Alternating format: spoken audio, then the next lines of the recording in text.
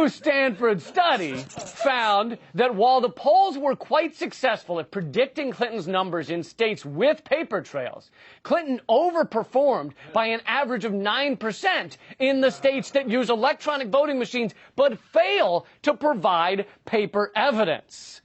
But Lee, what would that look like in a bar graph? Funny you should ask. It would look like this.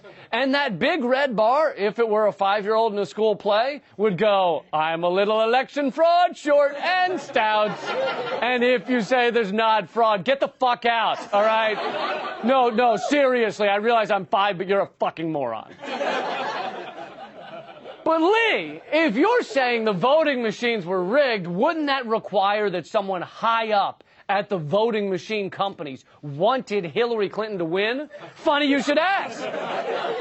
As the study noted, the hacker Guccifer 2 released documents from the Democratic National Committee which showed a list of donors to the Clinton Foundation.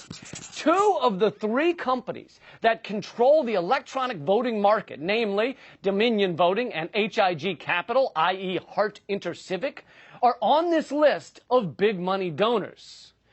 Hold on, you're telling me that Hillary Clinton did way better than the pre-election polling only in states that have unaccountable electronic voting machines owned by corporations that donate heavily to the Clinton Foundation? Yes, that's what I'm telling you, or you're telling me, or whatever. I've lost track of who I am. I don't know, but the Stanford study used Louisiana as an example. Clinton did 12% better than the pre-election polls, and the Republican primary didn't show any deviation from the pre-election polls. But Lee, what would those results look like as a colorful chart? Funny you should ask.